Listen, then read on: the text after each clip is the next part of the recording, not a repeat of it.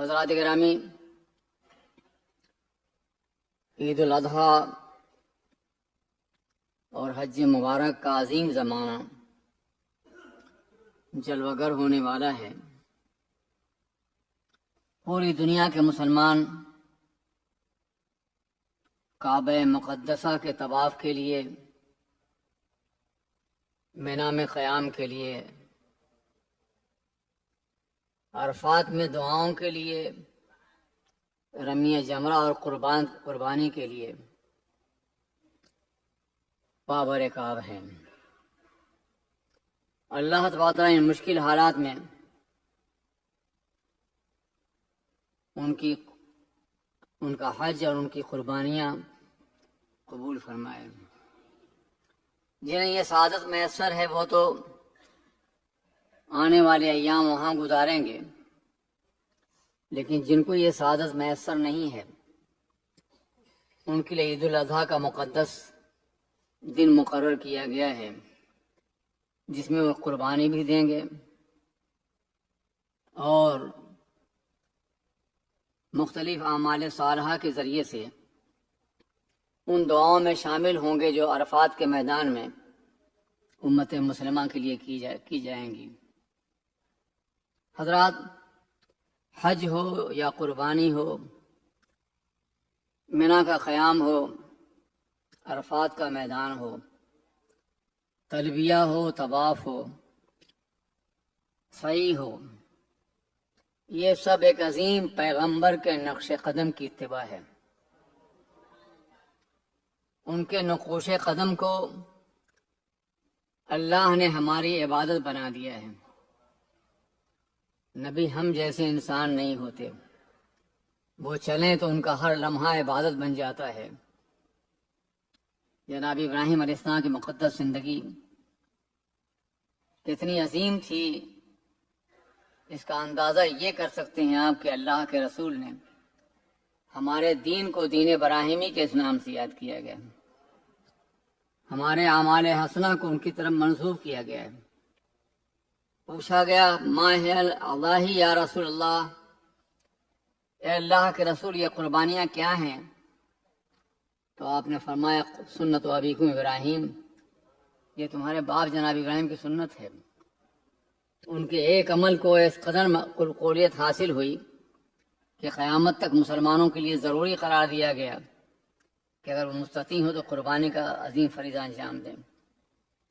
حضرات، اللہ تبارک و تعالیٰ نے جناب ابراہیم علیہ السلام کو مختلف طریقوں سے آزمایا اور پھر یہ عظیم مقام خلت عطا فرمایا۔ پہلے انہیں آگ میں ڈالا گیا، جناب ابراہیم حاضر ہوئے، جناب جبرائیل حاضر ہوئے، کہا یا رسول اللہ کیا میں مدد کر سکتا ہوں؟ آپ نے فرمایا نہیں جبرائیل، تم سے نہیں۔ جس رب نے کافروں کے دل میں یہ بات ڈالا ہے کہ مجھے آگ میں ڈالیں اور شعلوں کو جلانے کی صلاحیت دی ہے، میں اس پہ راضی ہوں۔ بے خطر کود پڑا آتش نمرود میں عشق، عقل ہی بہوے تماشائے لبے بام ابھی۔ کیا آپ سمجھتے ہیں کہ یہ آگ صرف جناب ابراہیم کے لیے جلائی گئی تھی؟ آج بھی دنیا کے نہ معلوم کتنے مقامات پہ، غزہ کی سرزمین ہو، فلسطین کا میدان ہو، وہاں بھی آج آگ جل رہی ہے۔ یہ آگ ہے، اولاد ابراہیم ہے، نمرود ہے، کیا کسی کا امتحان مقصود ہے؟ آج بھی ہو جو ابراہیم سے ایمان پیدا، آگ کر سکتی ہے انداز گلستہ پیدا۔ وہ یقین جو انہیں حاصل تھا اور وہ قربانی کا وہ جذبہ جو اللہ کی بارگاہ میں پیش کر رہے تھے، اگر آج بھی مرد مومن کے سامنے ہوں تو سارے آتش کدہ گلزار بن جائیں گے۔ لیکن جناب ابراہیم علیہ السلام کا آگ میں ڈالا جانا اس بات کے لیے تعلیم تھی کہ امت مسلمہ کبھی بھی ان مراحل سے گزر سکتی ہے۔ آپ نے مال کی قربانی دی، ایک تسبیح پر اپنا سب کچھ قربان کر دیا۔ آپ نے اپنے وطن کی قربانی دی اور اس انتہائی شاداب زمین کو چھوڑ کر آپ نے وادی غیر زیرہ میں قیام کرنے کا فیصلہ کیا۔ اپنی اولاد کی قربانی دی، اور جناب ابراہیم علیہ السلام جناب اسماعیل کو لے کے جو بے پناہ دعاؤں کے بعد حاصل کیے گئے تھے، ان کے کوئی اولاد 80 سال یا 90 سال کی عمر تک نہیں تھی، اللہ حلیم تھے، اپنے رب کی بارگاہ میں دعائیں کرتے رہتے، اور پھر انہیں جناب اسماعیل کی شکل میں ایک عظیم شہزادہ عطا فرمایا گیا، جسے سرور کائنات محمد الرسول اللہ کے جد امجد ہونے کا منصب حاصل ہونے والا تھا، مگر اس شہزادے کو کتنی قربانیوں سے گزارا گیا آپ نے جانا۔ کوئی بھی بلند مقام بغیر قربانیوں کے حاصل نہیں ہوتا ہے، کوئی بھی عظیم مقام ہو، خواہ وہ انفرادی قربانیاں ہوں یا اجتماعی قربانیاں ہوں، قوموں کی قربانیاں ہوں یا شخصوں کی قربانیاں ہوں، قربانی بے پناہ ضروری ہے اسلام کے راستے میں۔ اسلام زندہ ہی ہے قربانیوں کی بنیاد پر۔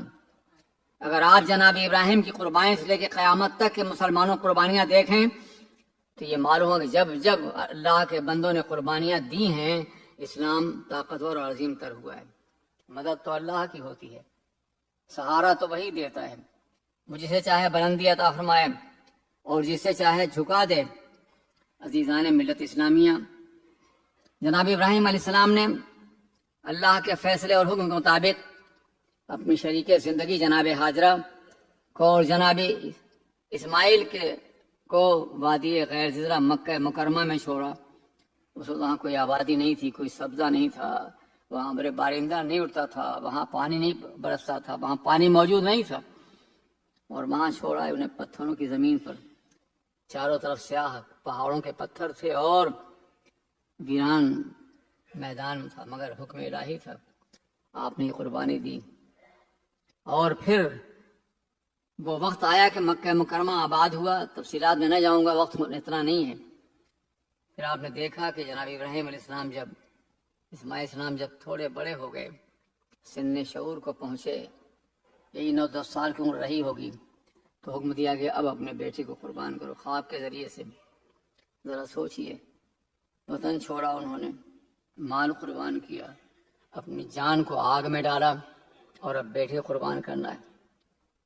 وہ بیٹا جو ہزاروں دعاؤں کے بعد حاصل کیا گیا تھا، مگر مرضی الہی اور اللہ کا فیصلہ تھا، انہوں نے قربانی کا فیصلہ کیا، اور اس کے بعد اپنے شہزادے کو لے کے چلے، وہ عظیم شہزادہ کہ جس کی نسل پاک سے سرور کائنات جلوگر ہونے والی، جس کی پیشانی سرور کائنات نور جلوگر ہو، وہ نور جو کروڑوں سال تک عرش اعظم کی قندیل میں جلوہ رہا، وہ نور پیشانی اسماعیل میں جلوگر تھا۔ پھر بھی قربانی کا حکم دیا گیا، اور اسے لے کر کے آپ منا کی وادی میں پہنچے۔ شیطان نے 3 مقام پہ بہکانا چاہا، بیٹے شہزادے تم کہاں جا رہے ہو؟ تمہارے باپ تمہیں ذبح کرنے والے ہیں۔ انہوں نے فرمایا اگر اللہ کی مرضی ہے تو میں قربانی کے لیے حاضر ہوں، اور اس کے بعد اپنے بیٹے کو لٹایا زمین پر، فرمایا اللہ نے مجھے حکم دیا، تمہارا کیا خیال ہے؟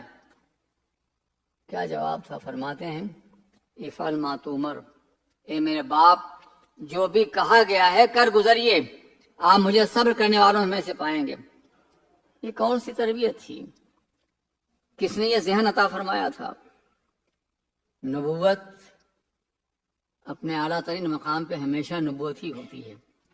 یہ صرف ایک شہزادہ نہیں بول رہا تھا، ایک نبی بول رہا تھا، ایک ایسا نبی جس کی نبوت کو قیامت تک محمد عربی کی شکل میں ہمیشہ باقی رہنا تھا۔ اس لیے مگر ایک بات ہے، آپ مجھے گردن کے بل لٹائیے، منہ میرا زمین کی طرف ہو، تاکہ میری محبت، میرا چہرہ آپ کو حکم الہی کی ادائیگی میں مؤخر نہ کر دے، تاخیر نہ کر دیں۔ اور ہاں، آنکھوں میں پٹی باندھ لیجیے۔ اور اس کے بعد کیا دل رہا ہوگا، کیا جگر رہا ہوگا ایک عظیم پیغمبر کا، جنہوں نے اپنے بیٹے کے گردن پہ چھری رکھی۔ ادھر چھری رکھی گئی تھی اور مشیت کا فیصلہ ہوا، نہیں ابراہیم آپ نے خواب پورا کر دکھایا ہے۔ جناب ابراہیم علیہ السلام کے لیے، اسماعیل کے لیے جنت سے دمبا بھیجا گیا، اور وہ دمبا اللہ کے راستے میں قربان کر دیا گیا۔ آنکھ کھلی تو دیکھا کہ جناب ابراہیم اسماعیل مسکرا رہے ہیں اور کھڑے ہیں۔ یہ عزیزان اسلامیہ، یہ عظیم قربانی تھی، اور یہ عظیم سفر مکہ تھا اور سفر منی اور مزدلفہ تھا جو آج تک ہمارے اوپر فرض قرار دیا گیا ہے۔ جو لوگ جاتے ہیں اگر انہیں تاریخ اسلامی معلوم ہو، جناب ابراہیم کی مقدس زندگی معلوم ہو، تو انہیں اپنے حج کی برکتوں اور لذتوں سے آشنائی حاصل ہوگی۔ جناب اسماعیل السلام نے کہا تھا آنکھوں میں پٹی باندھ رہی، ایک مستشرق کہتا ہے آنکھ کھلی ہوتی تو قربانی زیادہ شاندار ہوتی۔ ارے ظالم، آنکھوں میں پٹی باندھی تھی، دل پہ کس نے پٹی باندھی تھی؟ وہ لخت جگر پیش کر رہے تھے، نور نظر پیش کر، لخت جگر پیش کر رہے تھے، دل پہ کس نے پٹی باندھی تھی؟ اور دوسری بات تو یہ ہے کہ تم اس وقت یہ کہتے کہ اس وقت تک چھری نہ چلائی ہو جب تک دمبا نہ آ گیا ہوگا۔ اگر آنکھیں کھلی ہوتی تو شاید تم یہ کہتے، مگر آنکھوں پہ پٹی کا مطلب یہ تھا کہ گردن کٹ رہی ہو تو شہزادے گردن ہو، خون ہاتھوں میں لگ رہا ہو تو شہزادے خون محسوس ہو، اور بطور انعام انہیں دوبارہ زندگی دے دی گئی ہو، سامنے کھڑے مسکرا رہے ہوں۔ میرے عزیز ساتھیو، یہ مہینہ قربانیوں کا مہینہ ہے، اور عجیب بات ہے کہ قربانیوں کے مہینے سے پہلے ہی ہمیں قربانیوں کے لیے تیار کر دیا گیا ہے۔ غازہ کے مقام پہ قربانی ہو یا پاکستان کی سرزمین پہ حملہ ہو، یہ قربانیوں ہی کی مختلف شکلیں ہیں جو ہمارے سامنے ہیں، مگر وہی آج بھی ہو جو براہیم سائمہ پیدا، آگ کر سکتی ہے انداز گلستہ پیدا۔ میرے عزیز ساتھیوں، میرے نمازی دوستو، مسجد میں آنے والے بھائیوں، اسلامی اخوت کے عظیم شاہکاروں، اس بات کو اچھی طرح یاد رکھو کہ قربانی کے بغیر نہیں ہو سکتا کچھ بھی۔ آپ ذرا سوچئے، قربانی کا سلسلہ یہ ہے کہ جناب ابراہیم نے بیٹے قربانی دی، مگر بیٹی قربانی دمبے کی شکل میں قبول ہو گئی۔ اگر اولاد کی شکل میں ہوتی شاید اولاد ہمیں قربانی کرنی پڑتی، مگر اللہ نے رحم فرمایا دمبے کی شکل میں قبول کی۔ آج ہم دمبا قربان کرتے ہیں، جانور قربان کرتے ہیں، مگر قربانی مکمل ہوئی میدان کربلا میں کہ وہاں دمبا قربان ہوا تھا اور یہاں 72 افراد قربان ہوئے، رسول پاک کی پوری نسل قربان ہو گئی۔ یہ قربانی ہی کا ایک طرح سے، اور خود صحابہ کرام کی مقدس زندگی دیکھو، ان کی عظیم قربانیاں دیکھو، صلیب پہ چڑھتا ہوا دیکھو، سولی پہ چڑھتا ہوا دیکھو، میدانوں میں شہید ہوتا ہوا دیکھو، ان کے تڑپتے ہوئے وجود کو دیکھو، ان کی رستی ہوئی اقدار کو دیکھو، یہ سب قربانیاں ہی تو تھیں۔ پورا اسلام ہم تک پہنچا ہے تو قربانیوں کے ذریعے ہی تک پہنچا ہے۔